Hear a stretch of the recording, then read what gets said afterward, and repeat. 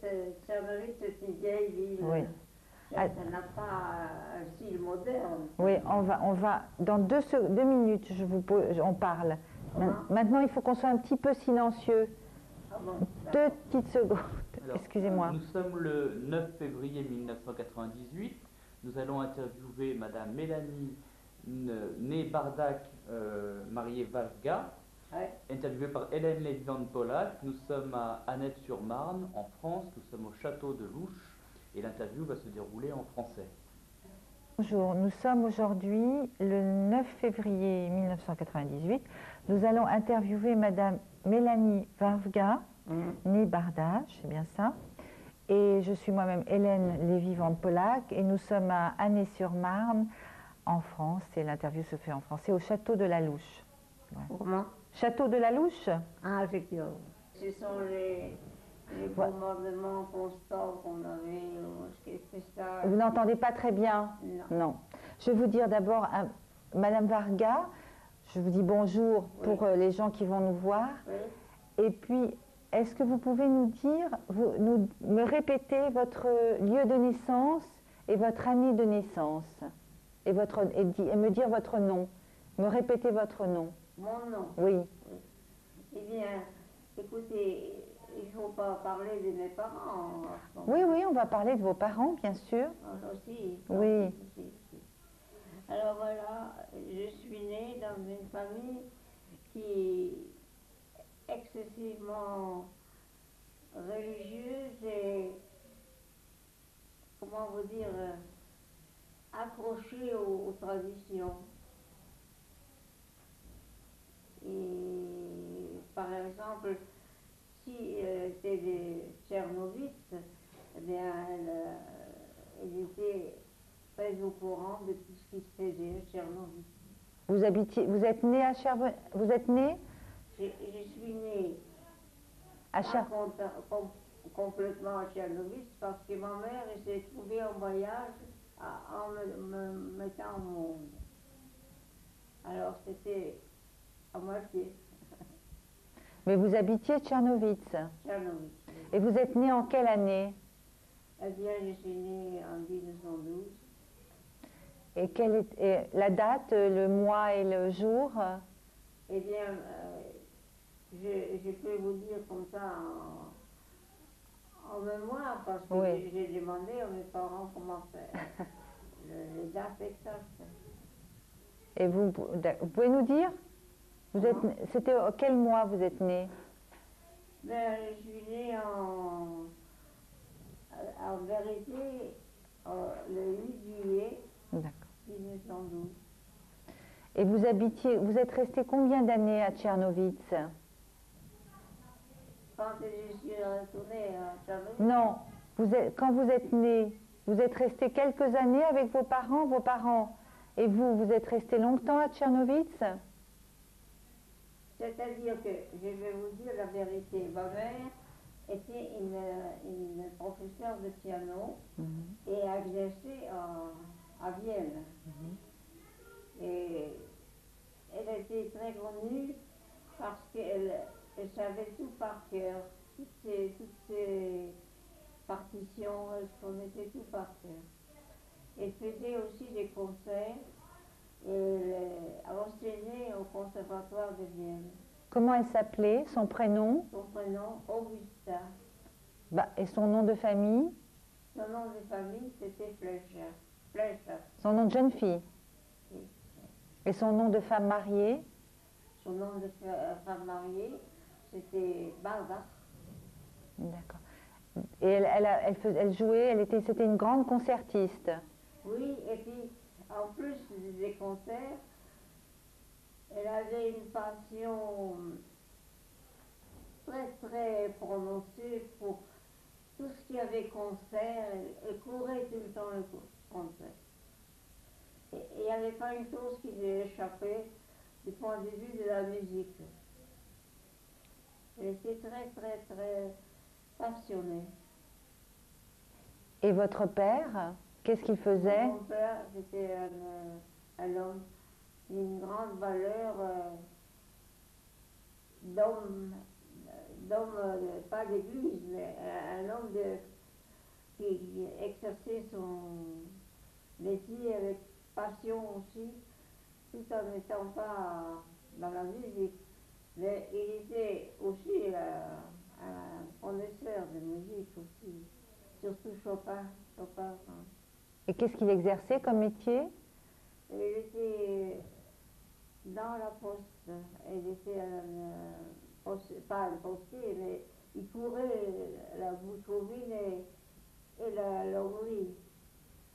Les grandes artères de la Hongrie, il prenait tout ce qui était la Pushta.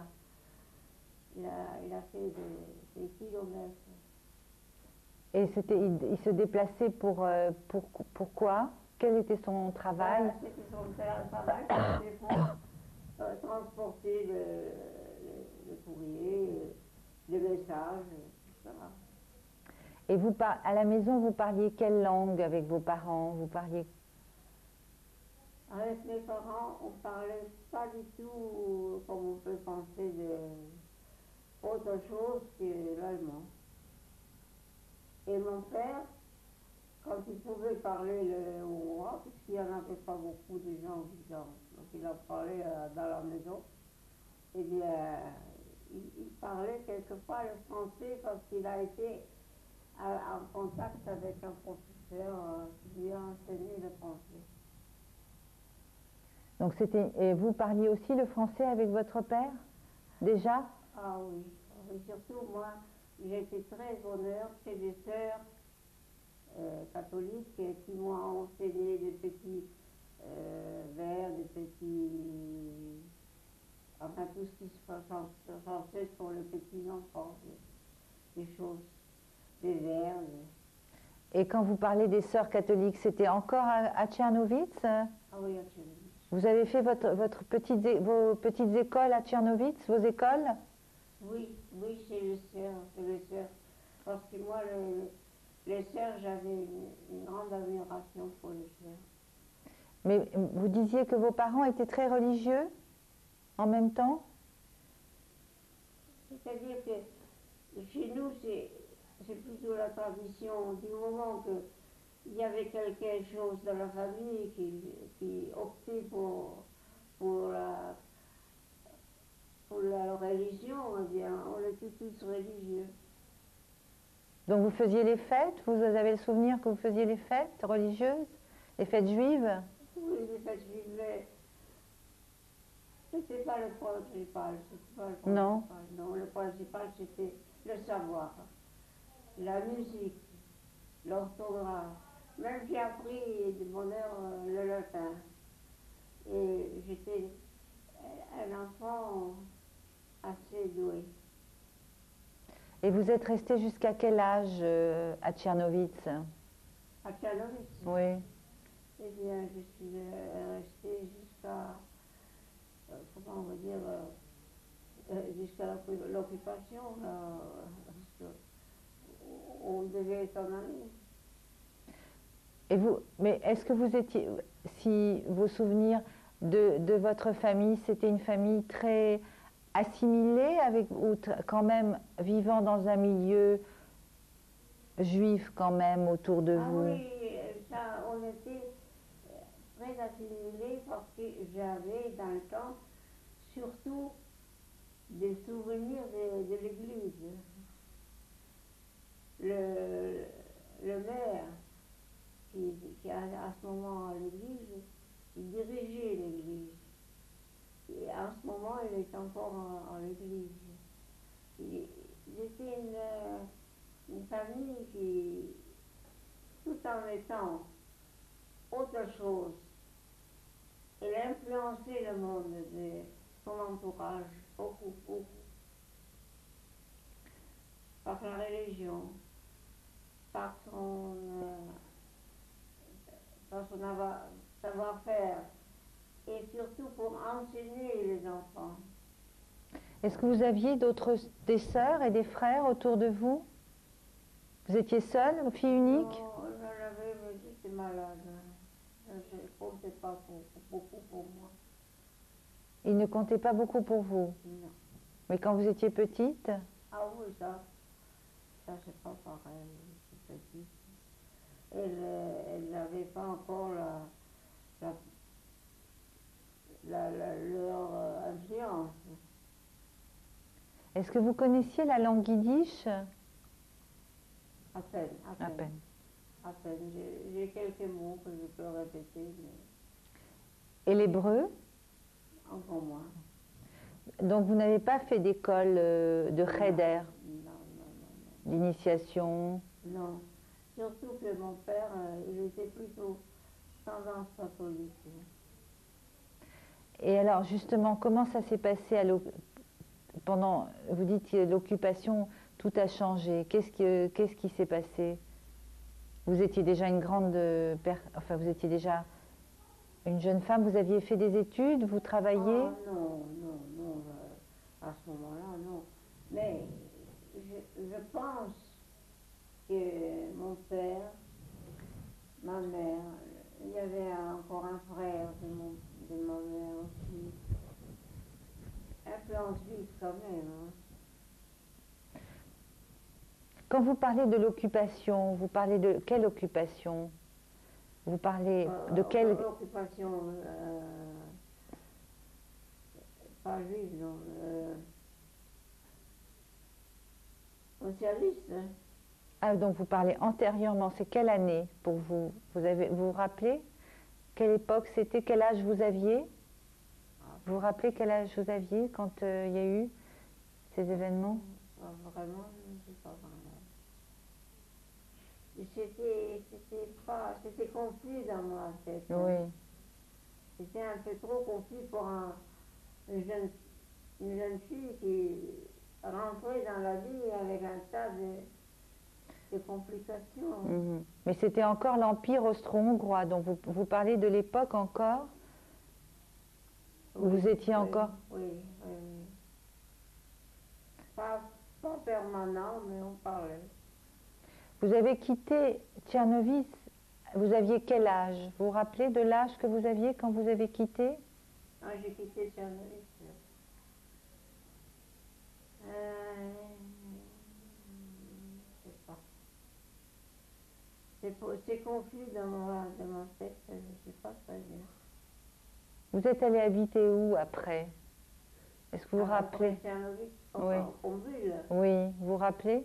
Oui, nous avons vécu peut-être, pas à Vienne, non, mais peut-être en Hongrie, peut-être en Bucovine quand même. Vous avez fait quoi comme études, Madame Vagra? Quelles études vous avez fait? Qu'est-ce que j'ai fait comme études? J'ai fait des titres, qu'est-ce qu'on appelait à ce moment-là, la petite déclin de Matour. Mhm. Ça, j'ai fait. Ça veut dire que ça correspond à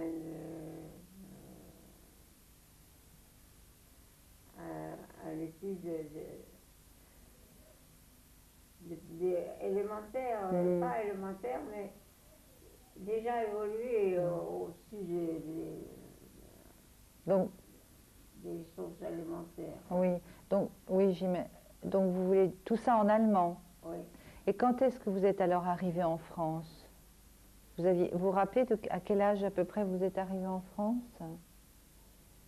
Ah oui, mais ça...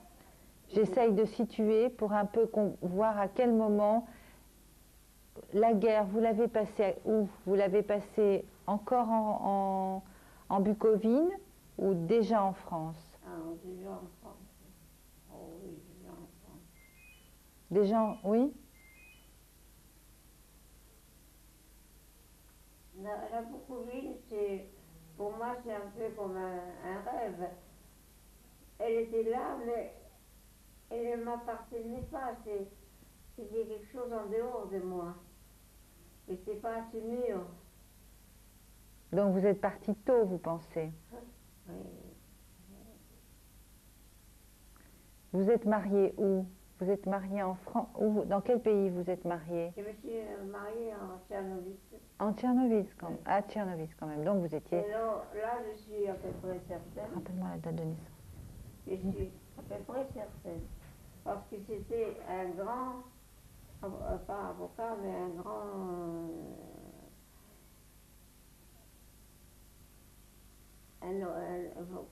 comment on peut dire, quelqu'un de très important dans la banque. À Tchernovitz. À Tchernovitz. Il était très important, il avait une place de grand officier et tout. Très, très, très, très connu aussi. Et on l'estimait partout, par son savoir, un grand savoir qu'il avait. En plus, que ses parents avaient des propriétés, il était propriétaire terrien. Il y avait beaucoup de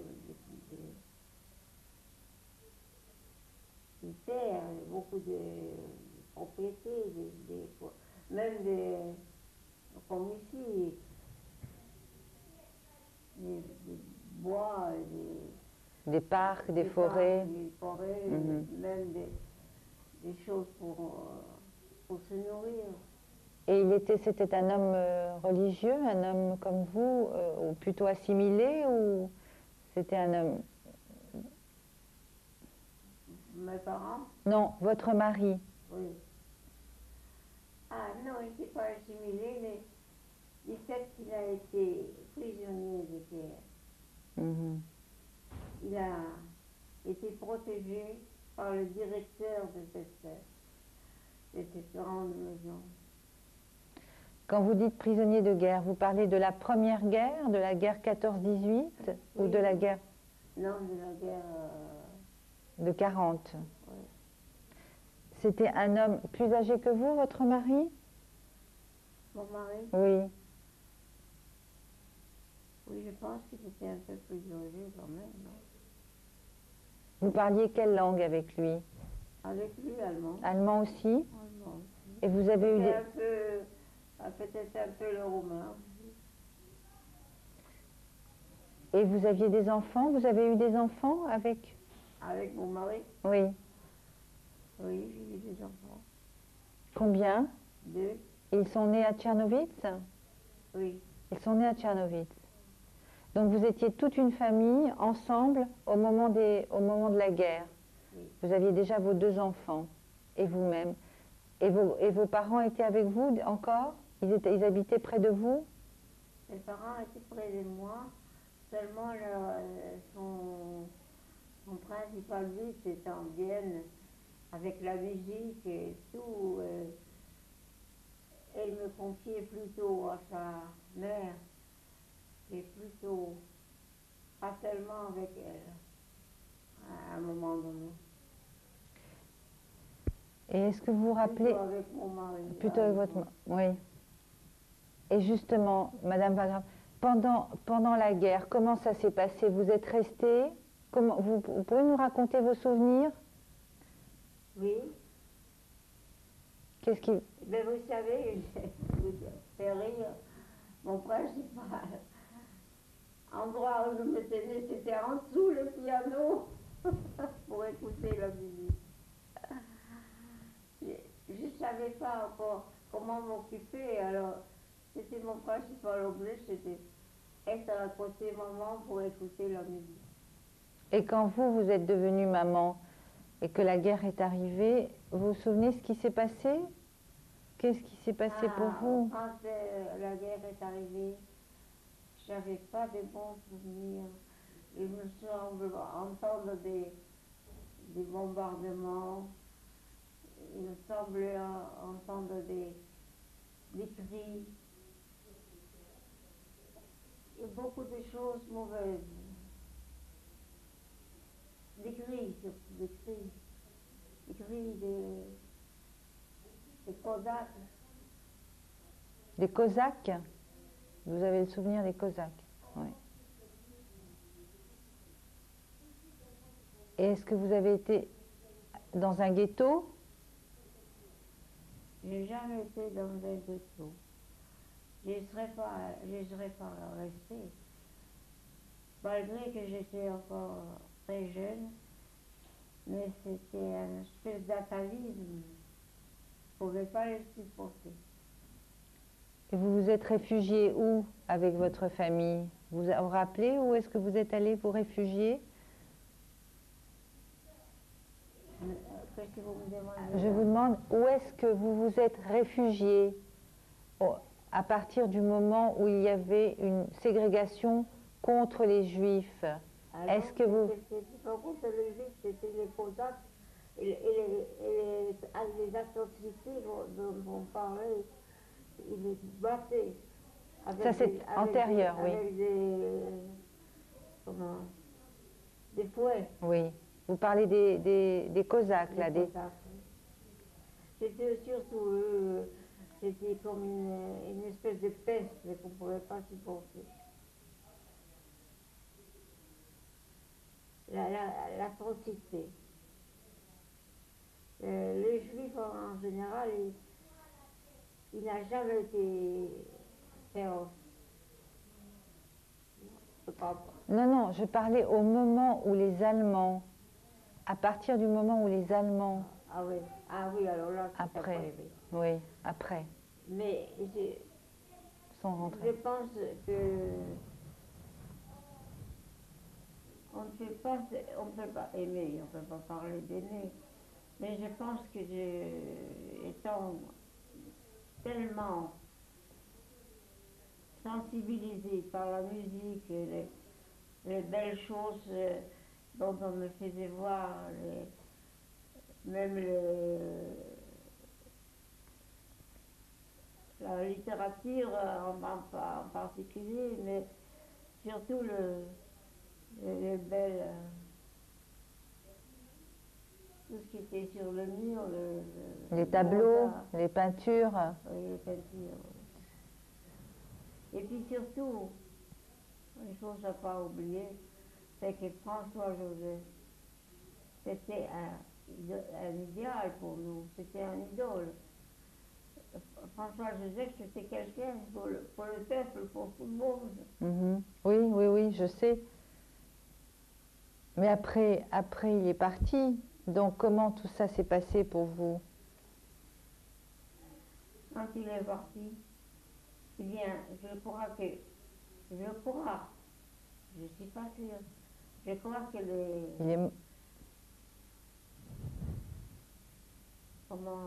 les Autrichiens l'ont plus ou moins adopté, ont plus ou moins fait sa défense. Ils ont dit qu'il était un bon roi. Oui. Mais après, quand il est décédé, je veux dire, quand tout a changé, tout a basculé, vous vous rappelez pas du tout? Est-ce que vous vous rappelez pas? Après son décès? Oui, bien après, bien après. Là, je ne saurais pas vous dire. Je ne saurais pas vous affirmer avec certitude. Vous êtes arrivé quand en France? Hein? Vous vous souvenez quand est-ce que vous êtes arrivé en France? Eh bien, j'étais qu'avec ma mère, qui était déjà pianiste au conservatoire. Et vos enfants? Les enfants, oui. Ils étaient avec vous? C'était pas des enfants tellement parfaits. Et j'étais plutôt perturbée par leur enfance. Donc, leur enfance à Tchernovitz? Non. Ici. Déjà ici. Vous avez passé la guerre, la guerre, vous l'avez passée en France? Vous vous rappelez à quelle époque vous êtes arrivé ici en France? Quelle année?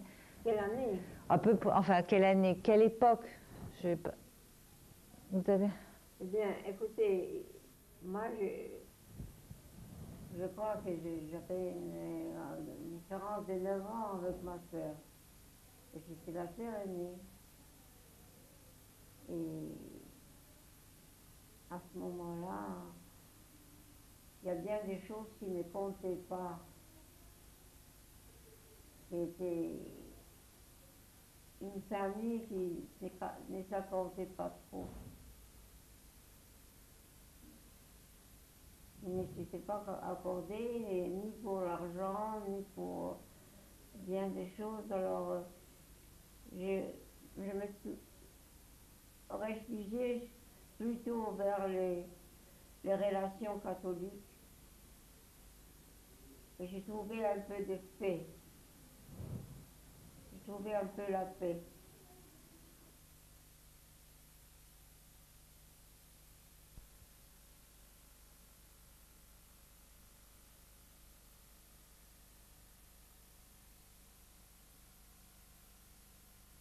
Mais pour les maths, pour les choses des grandes études, et d'ailleurs il est entré chez les...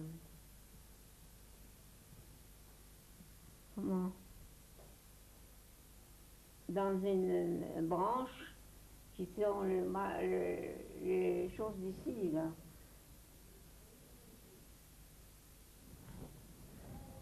Je n'arrive pas à vous aider, Madame Varga. Oui. Il est rentré dans une spécialité. Oui, oui. Alors, c'était ici, comme ici, les chemins de fer. Les chemins de fer. Toujours en Roumanie, toujours en Bucovine. Enfin, c'était pas... Toujours en Bucovine. Vous parlez Ah non, pas en Bucovine, non, non, non. en France?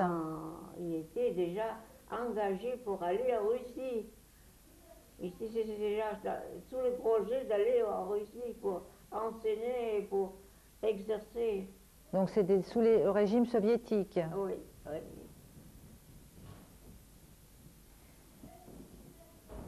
Lui, il était très, très calé.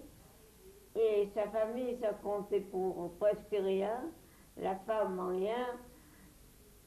Il n'avait pas beaucoup d'attachement.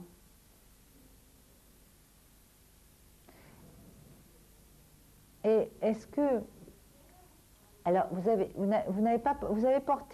avez porté un signe distinctif comme juive ou pas? Est-ce que vous vous rappelez?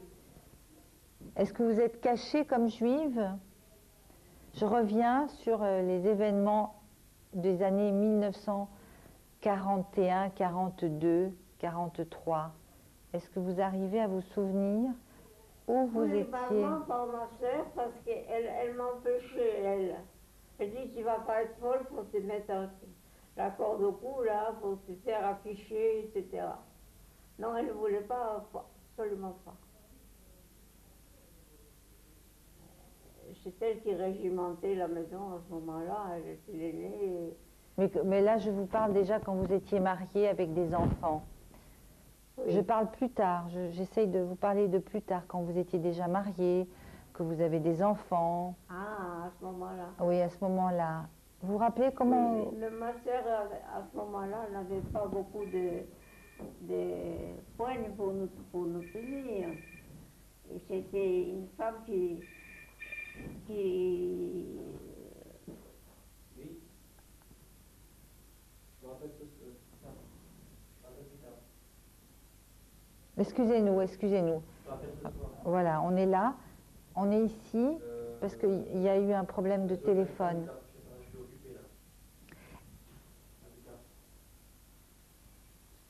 Non, elle n'avait pas cette poigne pour diriger une maison ou quelque chose. C'était une femme qui était un petit peu perturbée. Et vous-même, quand vous étiez maman, Oui. quand vous aviez des enfants, Oui. quand vous n'avez pas des souvenirs très particuliers de votre vie à vous qui reviennent maintenant, quand vous pensez à tout ça? Je peux vous dire que je suis une personne, je me moque de ce qu'on dit de moi, mais je me sens une personne très très tranquille et pas du tout belliqueuse. Je ne suis pas belliqueuse du tout, du tout. Je veux la paix et la paix pour me donner la paix. Même s'il s'agit de bolcheviques ou n'importe quoi. C'est ma paix qui me compte, qui me coûte le plus. C'est une espèce de critique, si vous voulez, sur moi, mais je ne peux pas me défaire de ce sentiment que je veux qu'on me laisse la paix. La paix.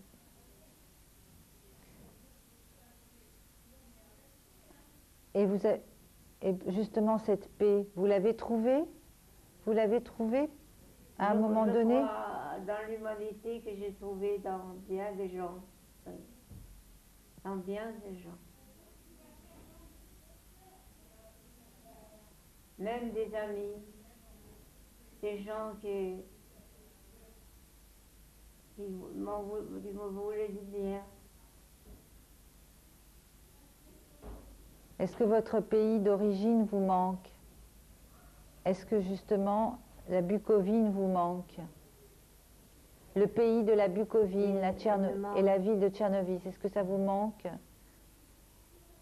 Oui, sous certains aspects, je trouve que elle me manque de façon à pas pouvoir dire oui, ça c'est mon pays, ça c'est là que j'ai vécu et j'ai souffert aussi. Et quand vous dites souffert, vous parlez de quelle souffrance? De quelle souffrance vous parlez? Ah, de quelle souffrance? Oui. C'est moral, c'est plutôt moral.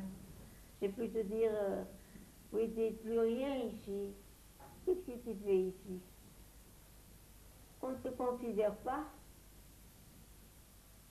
Voilà, c'est plutôt dans ce sens-là. Donc c'est des souffrances personnelles, vous dites.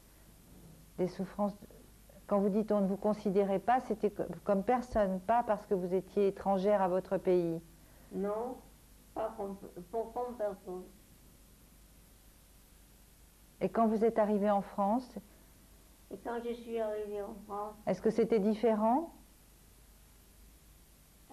C'était un peu différent quand même, parce que j'avais de la sympathie pour certains côtés. Parce qu'ils ont pensé que j'ai dû souffrir. Souffrir, madame, j'insiste, vous avez dû souffrir, pourquoi?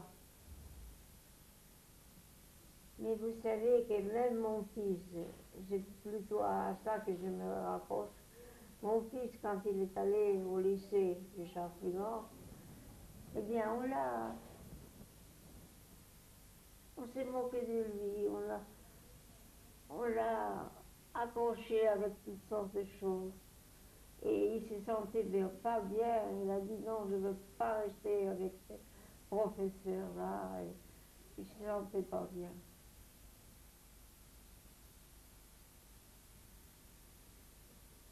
Et c'est lui, d'ailleurs, je peux vous dire, c'est lui qui a dit, il ne va quand même pas accepter qu'on te traite comme ça. Je veux être traité comme tout le monde. Là. Ça, c'est mon fils. Mais en tant que juif, il parlait? Hein? Il parlait parce qu'il était... En tant que juif, il parlait de ça?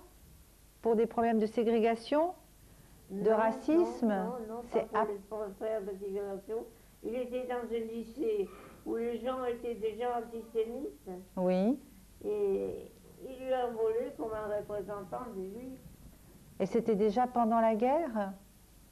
Comment? C'était à quelle époque? Là, c'était quand lui, il avait, je sais pas, 15 ou 20 ans. Vous Et c'était sous l'occupation allemande? Moi, je pense. Et donc vous étiez en France quand il y avait l'occupation allemande? Vous pensez? Mais je ne vais pas vous déranger plus. Je ne vais pas vous déranger plus. C'est-à-dire que madame, votre interrogatoire, il est terriblement difficile. Difficile. Oui, oui, je me rends compte. Excusez-moi.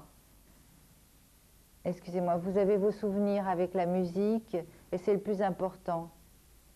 C'est-à-dire que je voulais la paix. Ça, c'était mon principal but, c'était la paix. Donc on me fiche la paix, c'est tout.